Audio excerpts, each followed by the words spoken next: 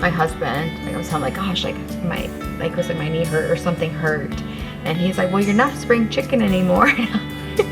Screw you. Like, yes, I am actually a spring chicken, and I can still do things that my younger self could not do at 40.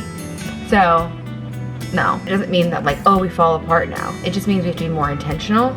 Yes, there are some things that are just going to happen because you're getting older. I just don't want to be in that category of people who are like, oh, I'm older, so like then I have to like live with all this stuff, because I still think even if we are experiencing pain, hormonal things, sleep issues, there are lots of things we can do to make it better.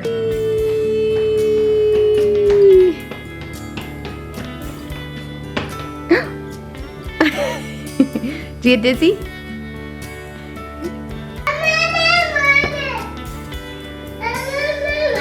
You want Moana? Yeah. All right, let me finish making these bagels, and then I'll turn Moana on, okay? Yeah. Yeah, you can't help me with this part. But maybe when we go to bake them, you can help me. What? No, you can't make the bagel. Like Ellie. Where's your banana?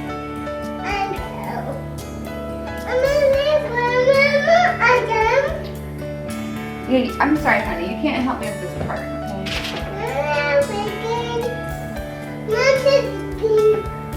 Yeah, I'm making bagels. Honey, you can't have this part. I saw we. Let them be. Honey, I have to get all these done, okay? And then I'll hold you, okay? Yeah, but I gotta get. Yeah, exactly. We gotta go like this. We put a hole in it. Yeah, we'll make a bagel, and then when they're done cooking, you can eat one of it. But I have to do this before we go to the gym, okay? Yeah, because it's been fermenting overnight, and then you let it rise for an hour. We're gonna let it rise a little longer than that. When we get back from the gym, we can boil some water and then bake the bagels, and then they're done.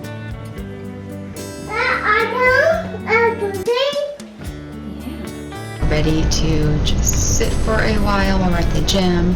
And I love having my coffee, which I have a scoop of collagen in, and I have a rice cake as my pre-workout. You need to eat before you work out. I love this pumpkin spice creamer. It's a non-dairy. It's a creamer from Starbucks. I didn't even see this last year. And after I eat, I'm going to make my go-to protein smoothie. This is basically a meal replacement. It keeps me full for a good 2 to 3 hours. And it's my peppermint mocha smoothie. I will leave all the ingredients listed in the description box. I'm pretty much obsessed with it. It has fiber, it has greens, it has carbs, it has lots of superfood seeds, and it has 30 grams. Actually, it has more than 30 grams. My protein powder alone is 30 grams, and then plus there's a few more grams. So I think it's about 39 grams of protein, which you really want to aim for at least 30 grams of protein, especially if you're doing plant-based. You want to have a little bit more. Now, the protein that I have is equivalent to a whey protein. One of the keys in your protein is making sure you're getting enough leucine, because that is what actually stimulates protein synthesis. So I'm getting that. I'm using my peppermint essential oil. I love the peppermint oil. It's so good. And I also got this chocolate sea salt tahini from Misfits Market, and I will be eating the rest of it because it's so good. I do not want any of it to go to waste. And during this time of my cycle, it's past ovulation, so I'm using the sesame seeds and doing the sunflower seeds. So I've been seed cycling for several years. I took a break while I was pregnant and breastfeeding. I do think I might have started towards the end of my breastfeeding journey, but I do think it helps. And so for this part of the month, those are the seeds that I'm using. And then I'm just gonna blend her up. And while she is blending, I'm going to get my other drinks. I am like the drink lady, and I'm gonna get my pre-workout ready to go. For my pre-workout, I like to use creatine. I've been using creatine for about 3 or 4 months now, And it took about 6 weeks for me to actually see a difference, but it does help with muscle soreness. And so the muscle soreness is really a lot to do with inflammation and like buildup of lactic acid and just extra fluid in your muscle, and so it's really helped with that. Now, it does not get rid of joint pain. That's a separate issue. It's more tension related versus like chemical related, if that makes sense. But I mix that together with my amino wise from Young Living. That's a blend of branched chain amino acids.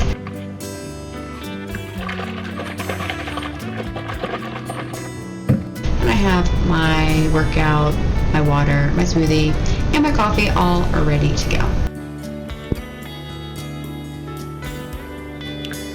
Ready to head to the gym.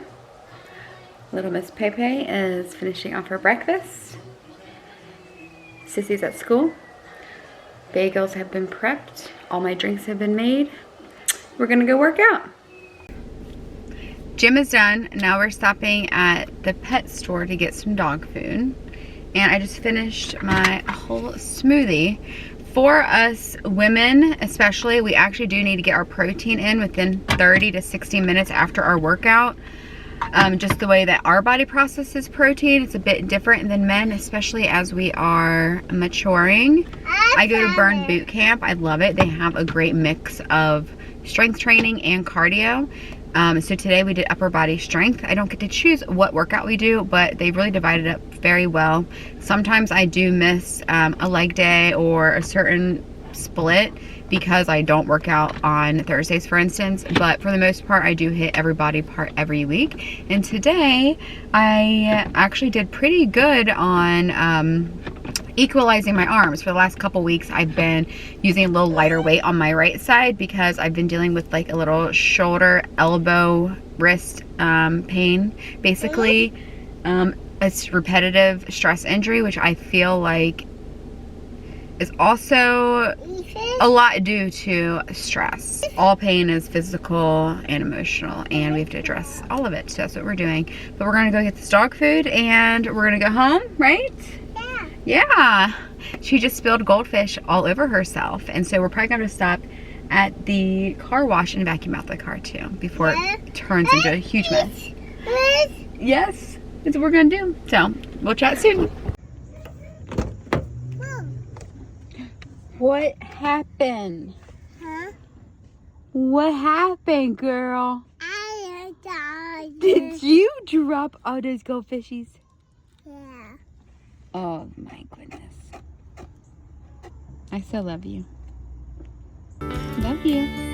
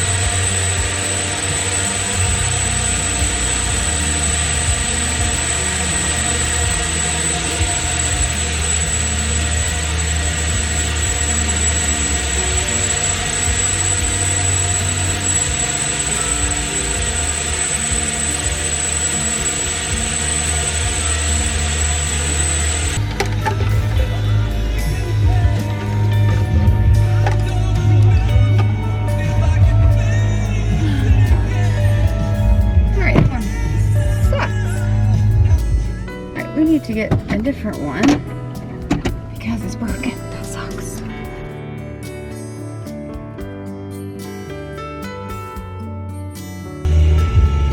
Try this again, girl.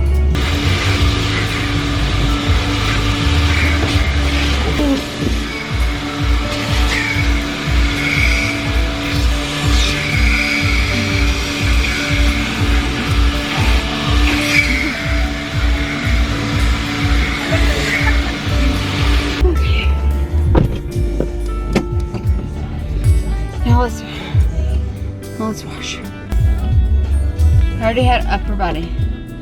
Already worked out today. Don't really want to work out anymore.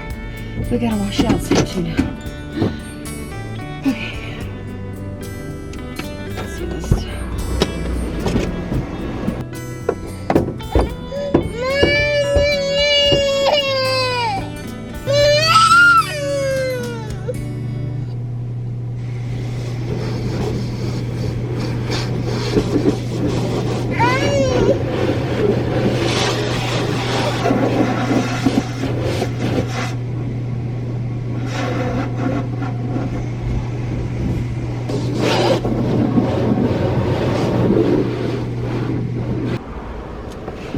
Oh my gosh.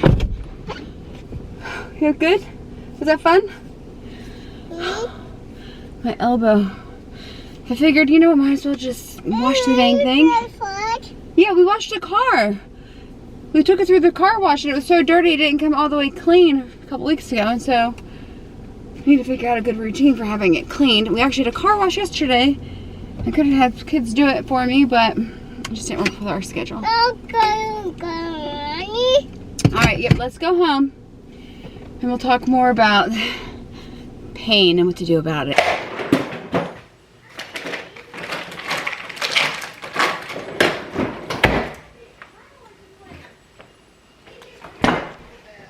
You got some milk?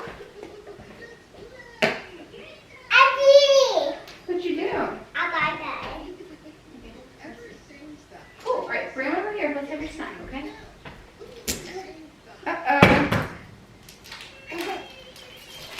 Here you go. Here's your cheese, sweetie. I'm gonna get you a towel. Here you go.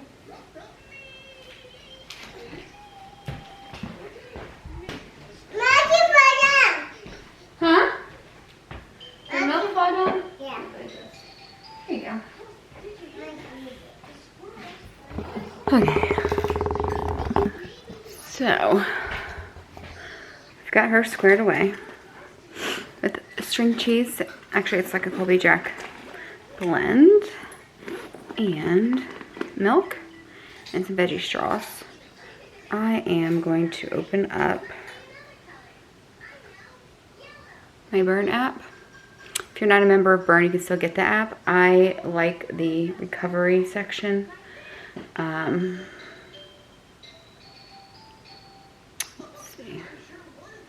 There's just like a ton of stretching routines based on whatever workout you did. So I did upper body, so I'm gonna do an upper body stretch and just get it done. It's so easy. I was kind of like not really anti getting the app, but I didn't want to have to like take on another expense, and I thought, oh, I'll stretch myself.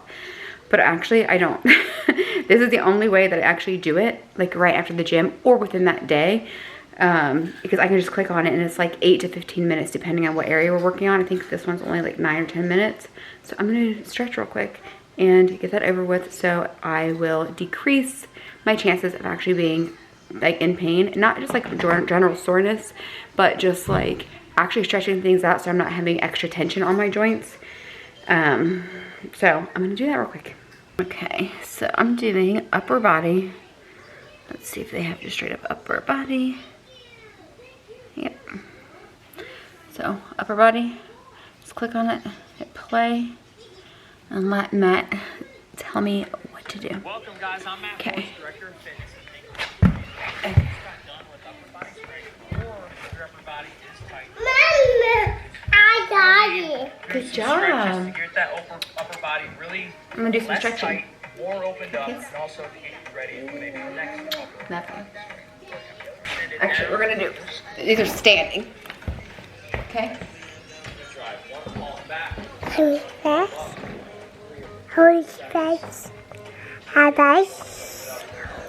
Just got done crushing upper body strength, shoulders. The keys here on the body, you gotta keep it loose and healthy. Peyton, what are you doing? Hey, hey. Come here, girl. Go eat your straws. Have your snack. Good. You did it. And this is great because I'm already dealing with shoulder things, so I want to definitely take care of it. Leg to leg. Counterclockwise here. We're gonna go about 15 seconds each direction. This should feel really good. Gravity. Good job. We're gonna go clockwise. Good job, Peyton. 3, 2, big stretch. My right arm is gonna thread the needle through, so I'm gonna go right arm through my left. I'm looking right. I'm gonna strive and thread that left needle through my right arm. I'm looking to the right. Goose, muscles ready. And again, all for the guys. Done. So these are the bagels. They actually did not rise as much as I thought they would, but I think that'll be fine. Boiling some water is the first step. Well, say the next step is to boil them and then you bake them. April 17th, Thursday, April 17th at 1:30. Okay, does she have a Wednesday after that?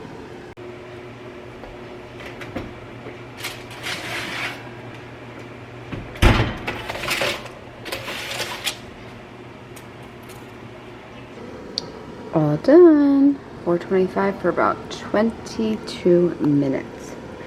And my friend got me this seasoning from a bakery in Cleveland for my birthday, and I have really used it. I've used it on nothing but bagels, actually. I don't think I use it for my avocado toast, but yeah, I just made some bagels.